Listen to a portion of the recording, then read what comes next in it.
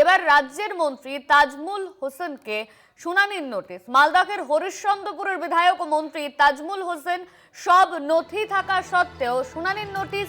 অভিযোগ মন্ত্রীর, 29শে জানুয়ারি শুনানি কেন্দ্রে থাকবেন তাজমুল হোসেন। 29শে জানুয়ারি শুনানি কেন্দ্রে থাকবেন তাজমুল হোসেন। মালদহের হরিশ্চন্দ্রপুরের বিধায়ক তাজমুল হোসেন সব নথি থাকা সত্ত্বেও শুনানির নোটিশ।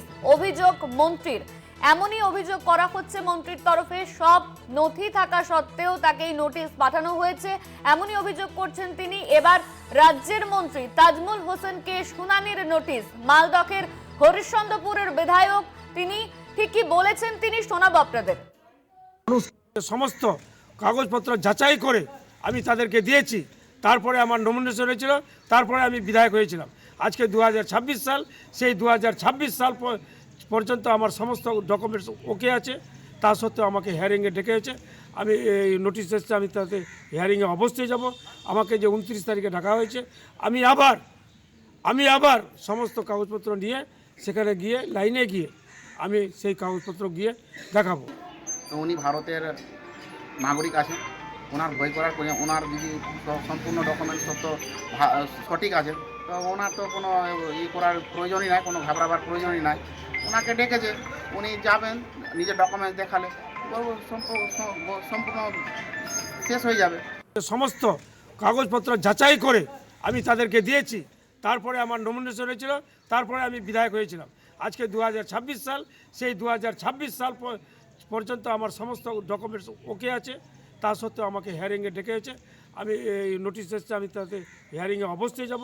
আমাকে যে 29 তারিখে ডাকা হয়েছে, আমি আবার সমস্ত কাগজপত্র নিয়ে সেখানে গিয়ে লাইনে গিয়ে আমি সেই কাগজপত্র গিয়ে দেখাবো।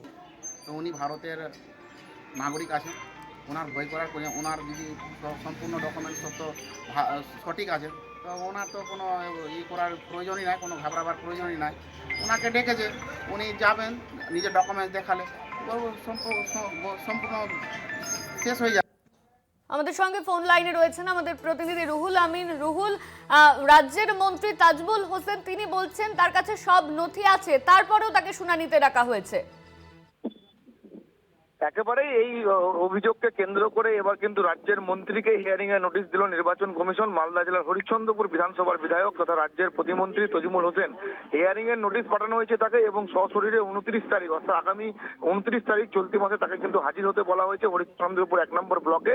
এবং তার বাবার নাম 2002 সাল থেকে যে রয়েছে এবং তার নাম তার সাথে মিসম্যাচ রয়েছে, অর্থাৎ বাবার নামের সাথে তাজমুল হোসেন যিনি মন্ত্রী রয়েছেন তার নামের গরমিল রয়েছে, এবং সেই অনুপাতে তাকে কিন্তু নোটিশ করা হয়েছে। এবং নোটিশে স্পষ্টভাবে লেখা রয়েছে নির্বাচন কমিশনের তরফে যে 2002 সালে এসআইআর যে হয়েছিল সেই সময় যে নাম তোলার যে প্রক্রিয়াকরণ যেটা হয়েছিল সেই অনুযায়ী আপনার নাম ভুলবশত এসআইআর এ চলে এসছে।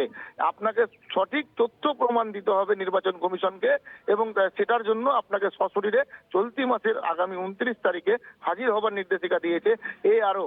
এবং যাকে ঘিরে রীতিমতো বিক্ষোভে ফেটে পড়েছেন মন্ত্রী, এবং হরিশ্চন্দ্রপুর 1 নম্বর ব্লক এবং ইতিমধ্যে তিনি 2 নম্বর ব্লকে যে সমস্ত মানুষের হিয়ারিং হচ্ছে এই 2 নম্বর ব্লকে তিনি এসছেন, এবং তার পঞ্চায়েত সমিতির সভাপতি এবং তৃণমূল সরকারের যারা দায়িত্বপ্রাপ্ত যারা নেতৃত্ব রয়েছে এবং স্বয়ং মন্ত্রী তিনি কিন্তু ধর্নায় বসার একটা ইঙ্গিত দিচ্ছেন। এবং ইতিমধ্যেই কিন্তু তার নেতাকর্মীরা এসে জড়ো হচ্ছে এই হরিশ্চন্দ্রপুর 2 নম্বর বিডিও অফিসের সামনে। এবং মন্ত্রী কিন্তু বারবার দাবি করছে যে এই পুরো প্রক্রিয়াকরণ একেবারে শুধু সাধারণ মানুষকে হয়রানি করার একটা প্রচেষ্টা চালানো হচ্ছে নির্বাচন কমিশনের তরফে।